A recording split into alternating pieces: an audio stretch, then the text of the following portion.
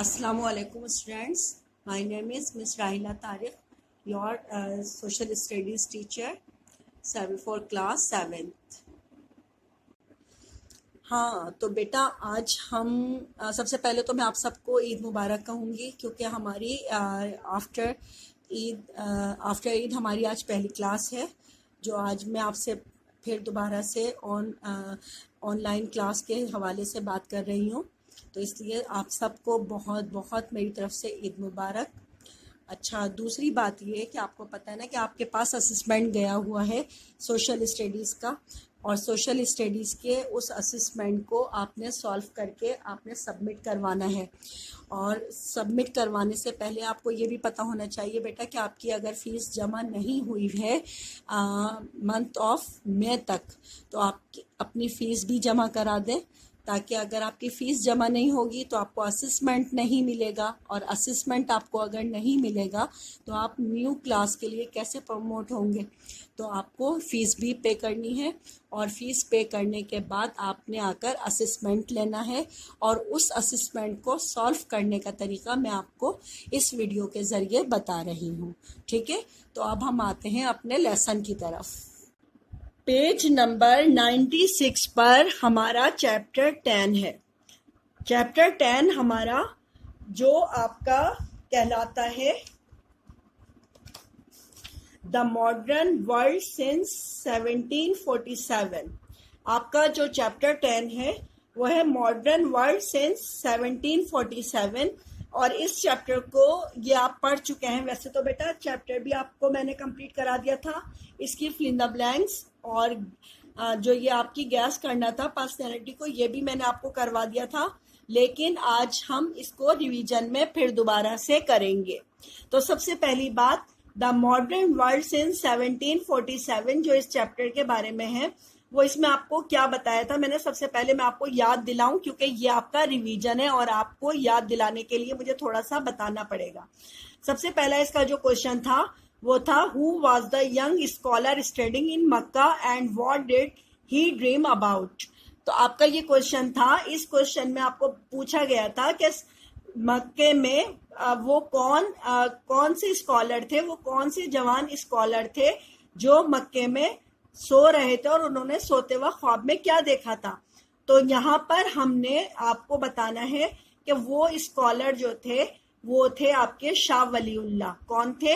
शाह वलीउल्लाह। और उस शाह वलीउल्लाह का ये क्वेश्चन जब मैंने आपको करवाया था, आपको याद होगा कि शाह वलीउल्लाह को पहले हेडिंग डालिए शाह वलीउल्लाह की, और उसके बाद आप इसको इस तरह से लिखना शुरू करेंगे, Sometimes around 1732 AD, a young Muslim scholar from South Asia was sleeping in Makkah, where he had gone for advanced studies of Islam. वो इस्लाम की आला तालीम हासिल करने के लिए वहां गए थे।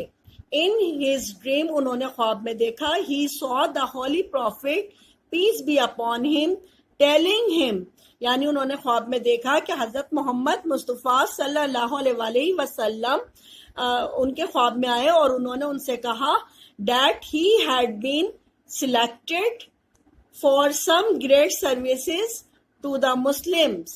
उन्होंने उनको कहा कि आपकी आला खिदमात के लिए आपको सिलेक्ट किया गया है, ठीक है, मुसलमानों के लिए। बैक होम, अपने घर वापस जाओ। The young scholar woke up and return to South Asia. और वो स्कॉलर जो थे वो उठे और वापस लौट गए साउथ एशिया को, जो उनका होमलैंड था। This young scholar was Shah Waliullah. बेटा आपको पता है ना कि शाह वलीउल्लाह का ताल्लुक जो था वो किससे था? शाह वलीउल्लाह इंडिया में पैदा हुए थे और उनका ताल्लुक साउथ एशिया से था, लेकिन वो आला तालीम हासिल करने के लिए मक्का गए थे, और जब वो मक्के में थे उन्होंने ख्वाब में हजरत मोहम्मद सल्लल्लाहु अलैहि वसल्लम को ख्वाब में देखा कि उन्होंने उनसे कहा कि तुम्हारी आला खिदमत के लिए आपको सिलेक्ट किया गया है, और आप यानी इस्लाम की तबलीग और तरवीज जो है वो इंडिया में जाकर कीजिए। तो वो वापस फिर अपने वतन लौटे थे और उन्होंने अपनी जो कुरान पाक का उनकी जो मेरिटोरियस वर्क है शाह वलीउल्लाह का मेरिटोरियस वर्क कुरान पाक का फारसी जबान में तर्जुमा है, जो उन्होंने फारसी जबान में तर्जुमा किया था और उर्दू जबान में फारसी जबान में उनके ये तर्जुमे जो हुए हैं, तो उसके लिए यानी कितना इम्पोर्टेंट वर्क उन्होंने किया था, ये इस चैप्टर के अंदर था। ठीक है, ये कुछ आपने इसके बारे में पढ़ा था। फिर इसी तरह से मैंने आपको ये क्वेश्चन नंबर इसका 2 करवाया था, explain the third battle of Panipat briefly. इसका आंसर था in 1747 AD Ahmad Shah Abdali became the king of Afghanistan. Ahmad Shah Abdali जो कि बादशाह बन गया था अफगानिस्तान का, बाद में Abdali invaded Punjab many times in order to increase the revenue of his country. यानी वो कहाँ का बना था, बादशाह कहाँ का था, वो अफगानिस्तान का था, लेकिन उसने एक इजाफा किया था रेवेन्यू का, वो उसने अपने मुल्क के अंदर करा था। However when he had the Marhattas plant, Marhattas एक कौम थी जो वहां पर रहती थी और उन्होंने उससे मुतालबा किया था कि वो इंक्रीज द रेवेन्यू, अपनी आमदनी का, अपने मुल्क की आमदनी का कुछ हिस्सा जो है वो अदा करेंगे, to put an end to the नहीं, हम इस लाइन को दोबारा से पढ़ते हैं। However when he heard that the Marathas plan to put end the end to the Islam in India, यानी इस्लाम, जब वो इस्लाम इंडिया में फैला था तो उस वक्त के बारे में ये बात बताई गई है कि उन्होंने जो हाँ, तो यहाँ पर मरहटास जो थे बेटा एक कौम थी जो इंडिया में रहते थे और वो नॉन मुस्लिम थे।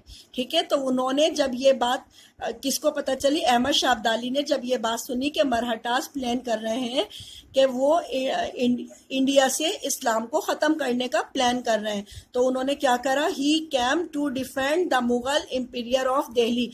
तो उन्होंने मुगल इम्पीरियर जो दिल्ली के जो मुगलिया सल्तनत के जो मालिक थे उनका दिफा करने के लिए वो आए। कौन आए थे, अहमद शाह अब्दाली। फिर हम इसी लाइन को आगे पढ़ेंगे। This resulted in the third battle, इसी के नतीजे में थर्ड बैटल ऑफ पानीपत हुई थी 1761 में। Abdali won the battle against the Marathas army. 1761 में जो ये पानीपत की जो जंग हुई थी वो जीती किसने थी, अब्दाली ने जीती थी, अहमद शाह अब्दाली ने वन की थी। किसके अगेंस्ट, मरहटास आर्मी के।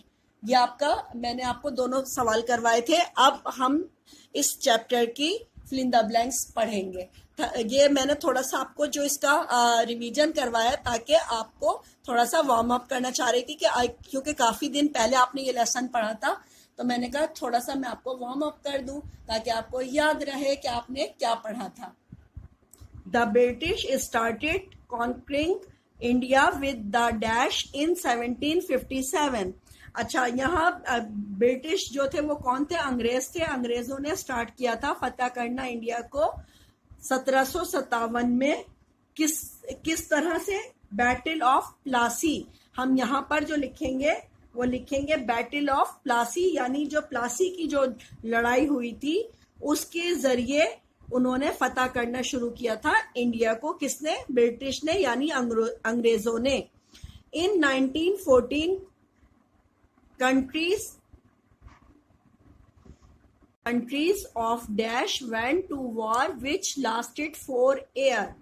अच्छा, अब यहाँ पर बेटा ये मैंने जब आपको लेसन पूरा पढ़ाया था तो मैंने आपको बहुत अच्छी तरह से समझाया था कि क्योंकि एक वक्त था कि तुर्कों की खिलाफत उस्मानिया जो था वो पूरे 3 बर्र-ए-आज़मों में फैला हुआ था उनकी हुकूमत, और उस हुकूमत को ख़त्म करने के लिए अंग्रेज़ों ने ये एक चाल चली थी। यूरोप कंट्रीज़ के जो भी यूरोप कंट्रीज़ के रहने वाले तमाम ममालिक थे, उन्होंने इस इत्तेहाद को, इस खिलाफत को ख़त्म करना चाहा था।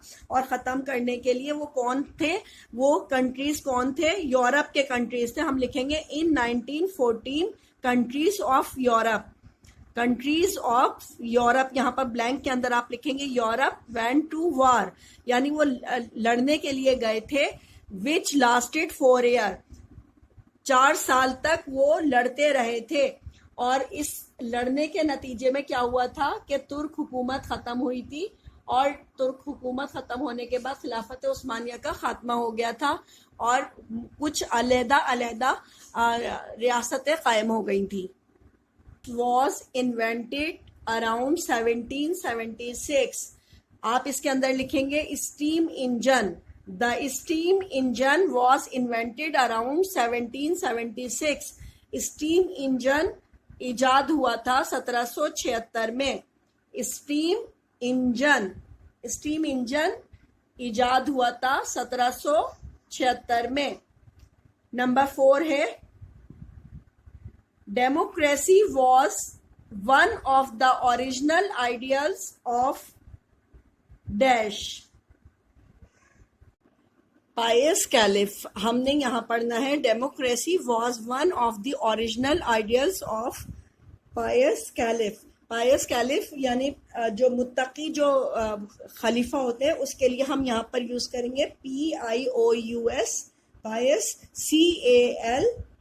CALIPHS यानी पायस कैलिफ। फिर हमारी है number 5 Ahmad Shah Abdali defeated the dash at Panipat. यानी अहमद शाह अब्दाली ने शिकस्त दी थी, किसको दी थी पानीपत में? मरहटाज को। तो आपने यहाँ लिखना है मरहटाज। मरहटाज की स्पेलिंग पढ़ेंगे आप MARHATTAS Marhattas. MARHATTAS Marhattas. Ahmad Shah Abdali defeated the Marhattas at Panipat. अब आपकी ये हो गई फिलिंदा ब्लैंक्स। इस फिलिंदा ब्लैंक्स में से आपकी कोई भी 1 से 2 फिलिंदा ब्लैंक्स आपकी उस असेसमेंट का पार्ट हो सकती हैं। ठीक है, अब हम आते हैं अपने अगले क्वेश्चन की तरफ। हमारी वो ब्लैंक 5 होने के बाद अब हमारा अगला क्वेश्चन है गैसेस द पर्सनैलिटी। अब इसमें हमने शख्सियत को पहचानना है।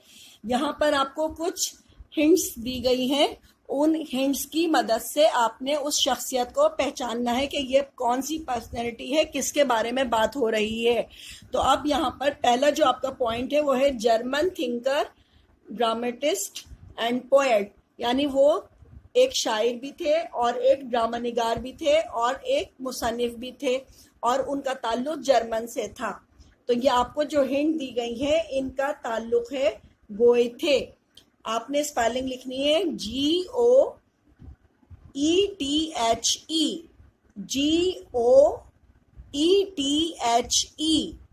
गोएथे। आपने यहाँ पर आंसर में लिखना है गोएथे GOETHE गोएथे। अब आ जाए नंबर 2 पर। Became a hero of Turkey after his victory in the Battle of गोलीपोली। अच्छा, ये गोलीपोली की जो बैटल हुई थी उस वक्त जो टर्की के जो वायसराय थे वो उसके हीरो कौन थे? तो इसका जवाब आपने आंसर में लिखना है। तो इसका ताल्लुक था मुस्तफ़ा कमाल अतातुर्क से। ये जो गोलीपोली है ये आपकी जो लड़ाई हुई थी इसकी टर्की की, उसके हीरो कौन थे? उसके हीरो का नाम था मुस्तफ़ा कमाल अतातुर्क। आपने इसकी हेडिंग लिखनी है MUSTAFM मुस्तफ़ा कमाल, KAMAL कमाल, ATATURK Ataturk Mustafa Kemal Ataturk. आपको पता है ना जदीद तुर्की के बानी भी यही कहलाते हैं, फादर ऑफ द नेशन इनको कहा जाता है, मुस्तफ़ा कमाल अतातुर्क को। तो यहाँ पर जो आपसे ये बात पूछी गई है वो आप यहाँ आंसर में लिखेंगे किस शख्सियत के बारे में है? मुस्तफ़ा कमाल अतातुर्क के बारे में है जो कि टर्की के हीरो थे। A French hero who declared himself the emperor in 1804 AD। अब यहाँ पर कौन थे वो फ्रेंच हीरो जिनके बारे में ये बात हो रही है? फ्रेंच हीरो जो थे वो कौन थे जिनका ताल्लुक एक सल्तनत से था? वो थे Napoleon Bonaparte. Napoleon, NAPOLEON, Napoleon Bonaparte. इसके लिए मैं बेटा आपको एक दफा समझा देती हूँ कि किस तरह से आपने इसके आंसर लिखने हैं। तो मैंने अभी आपको समझाया है। पहले के अंदर था आंसर गोएथे, दूसरे में आंसर था मुस्तफा कमाल अतातुर्क, और तीसरे में है नेपोलियन बोनापार्ट। नेपोलियन बोनापार्ट ये आपका तीसरे का आंसर है। ठीक है, अब इन तीन के बाद चौथा नंबर पर जो आपका है, चौथी पर्सनैलिटी कौन सी है जिसके बारे में आपको मैं बता रही हूँ। 9 बुक्स ऑफ पोइट्री, यानी 9 किताबें लिखने वाले कौन वो मुसन्निफ हैं, out of which the 5th one is called Javednama. यानी 4 इसके उन्होंने लिखी किताबें टोटल 9 है, जिनमें से एक किताब जो उनकी 5वीं किताब है वो जावेदनामा के नाम से मशहूर है। तो इसके लिखने वाले हैं, ये जिस शख्सियत के बारे में आपसे पूछा जा रहा है वो है डॉक्टर अल्लामा इकबाल। तो आपने हेडिंग में लिखना है डॉक्टर अल्लामा मोहम्मद इकबाल। फिर इसके बाद नंबर 5 है he wrote book which gave the message of respecting the law.